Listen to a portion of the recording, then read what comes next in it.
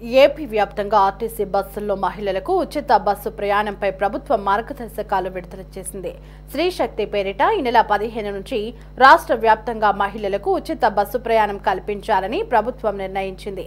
ఈ పథకం అమలుకు కొన్ని రోజులే ఉండడంతో ఆర్టీసీ అధికారులు ఏర్పాట్లను వేగవంతం చేశారు.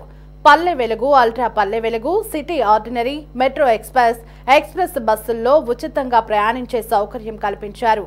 బాలికలు, మహిళలు, ట్రాన్స్జెండర్లు తగిన గుర్తింపు కార్డు చూపించి ఉచిత ప్రయాణం చేయొచ్చు. ఇక ఈ బస్సుల్లో మహిళా ప్రయాణికులకు ఇబ్బందులు కలగకుండా అదనంగా సీట్లను ఏర్పాటు చేస్తున్నారు. ఫ్రీ బస్సు ప్రారంభించిన అనంతరం ప్రయాణికుల రద్దీ భారీగా పెరగనుంది. దీంతో రాష్ట్ర వ్యాప్తంగా అన్ని బస్టాండ్లలో మౌలిక వసతులను ఆర్టీసీ అధికారులు మెరుగుపరుస్తున్నారు. విజయవాడ పండిట్ నెహ్రూ బస్టాండ్లో మహిళా ఉచిత బస్సు పథకం ఏర్పాట్లపై పూర్తి వివరాలను మా ప్రతినిధి గాలి బంధిస్తారు. రాష్ట్ర ప్రభుత్వం మహిళలకు ఉచిత బస్సు సర్వీసులను ప్రారంభిస్తుంది. ఈ నేపథ్యంలోని బస్సు సర్వీసులు ప్రారంభిస్తున్న నేపథ్యంలో భారీ ఎత్తున మహిళలు ఈ ఉచిత బస్సు సర్వీసు పథకాన్ని కూడా వాడుకునే అవకాశాలు ఉన్న నేపథ్యంలో ఏపీఎస్ఆర్టీసీ అన్ని ఏర్పాట్లు చేస్తుంది. ఈ నేపథ్యంలో బస్సులకు సంబంధించి మొత్తం 5 రకాల బస్సులను అందుబాటులోకి తీసుకొస్తున్నారు. ఉచిత బస్సు సర్వీసుల కోసం metro, Palle Velugu, ordinary, city బస్సులతో పాటు మరోపక్క అల్ట్రా బస్సులు మొత్తం ఈ 5 రకాల బస్సులు ఆర్టీసీ ఏర్పాటు చేస్తుంది. మరోపక్క ఈ బస్సు సర్వీసులను ప్రారంభిస్తున్న నేపథ్యంలో పెద్ద ఎత్తున కెపాసిటీ కూడా బస్సుల్లో పెరిగే అవకాశాలు కనబడుతున్నాయి.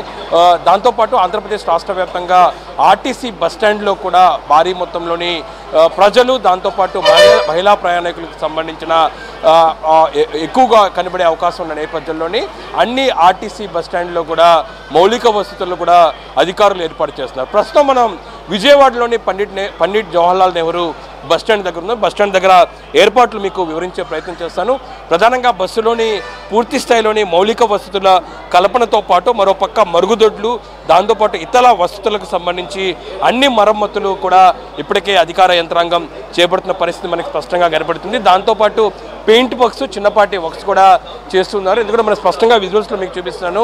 ఇందుకు సంబంధించిన వర్క్స్ కూడా కంప్లీట్ చేస్తున్న నేపథ్యంలో ప్లాస్టింగ్ వర్క్స్ కావచ్చు, దాంతోపాటు పెయింటింగ్ వర్క్స్ కూడా ఇక్కడ విజయవాడలోని బస్టాండ్లో చేస్తున్న పరిస్థితి కనబడుతుంది.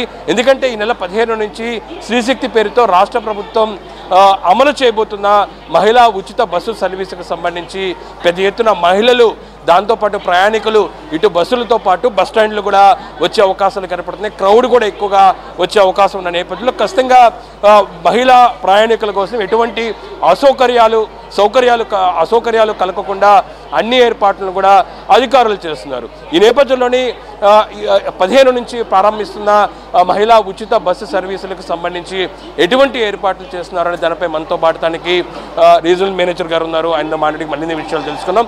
సార్ చెప్పండి సార్, ఈ ఉచిత బస్సు సర్వీసులకు సంబంధించి రాష్ట్ర ప్రభుత్వం ఎటువంటి ఏర్పాట్లు చేస్తుంది? ప్రధానంగా విజయవాడ లాంటి కీలకమైన బస్టాండ్లోని ఎటువంటి మౌలిక వసతులను ఏర్పాటు చేస్తున్నారు?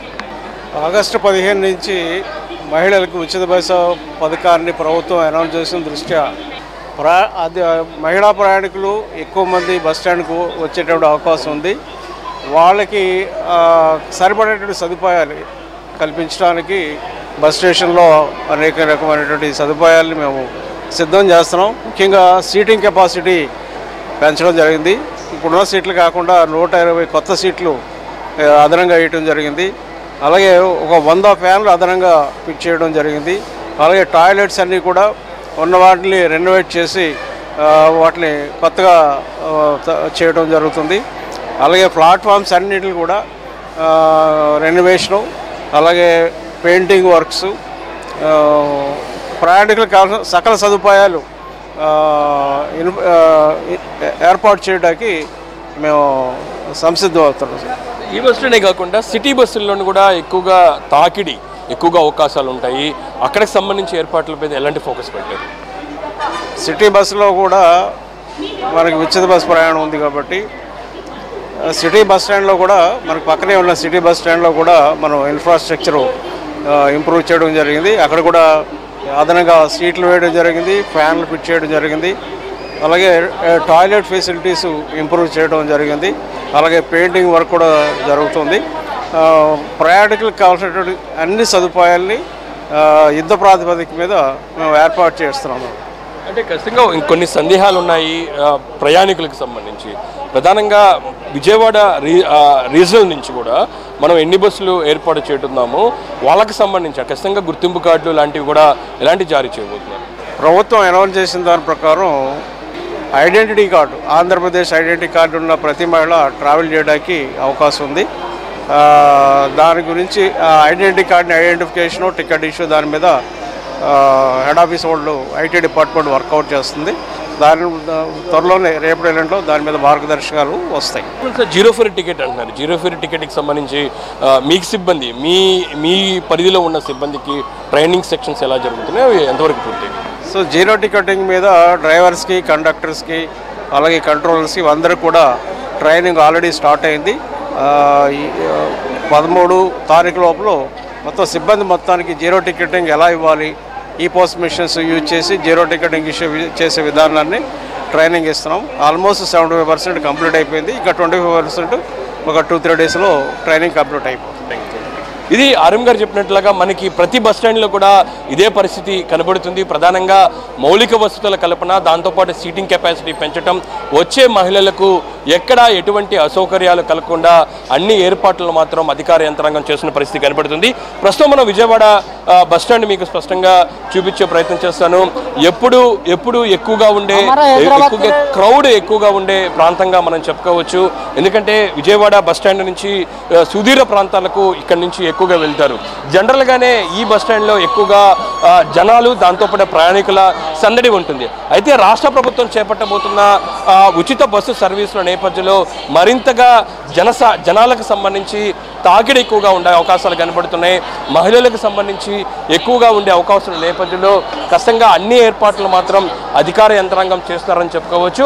ఎందుకంటే ఈ బస్ స్టాండ్లోని ఇందాక ఆర్ఎం గారు చెప్పినట్లుగా మనకి ప్రధానంగా అన్ని ఏర్పాట్లు చేస్తున్నారు, మౌలిక వసతులు కల్పిస్తున్నారు. వచ్చే ప్రయాణికులకు ఎటువంటి ఇబ్బందులు లేకుండా అన్నీ చేస్తున్న పరిస్థితి మనకి స్పష్టంగా కనబడుతుంది. ఇది విజయవాడలోని జవహర్లాల్ నెహ్రూ పండిట్ జవహర్లాల్ నెహ్రూ బస్ స్టాండ్లోని ఏర్పాట్ల పరిస్థితి. పూర్తి స్థాయిలో అధికార యంత్రాంగం అప్రమత్తమైంది. ఎందుకంటే ఖచ్చితంగా ఉచిత బస్సులు సర్వీసులను ప్రారంభిస్తే పెద్ద ఎత్తున తాకిడి ఎక్కువగా బస్ స్టాండ్లు కూడా ఉండే అవకాశం నేపథ్యంలోని విజయవాడలోని బస్ స్టాండ్, దాంతోపాటు సిటీ బస్ స్టాండ్ రెండింటిలో కూడా అధికార యంత్రాంగం అన్ని ఏర్పాట్లు చేస్తుంది. మహిళలకు సంబంధించి పూర్తి స్థాయి ఏర్పాట్లను కూడా చేస్తున్నారు. ఎక్కడా ఎటువంటి ఇబ్బందులు లేకుండా చర్యలు తీసుకుంటున్నారు. కెమెరా పర్సన్ రాజేష్తో గాలిబ్ ఖాన్, సిటీ 24/7 విజయవాడ నుంచి.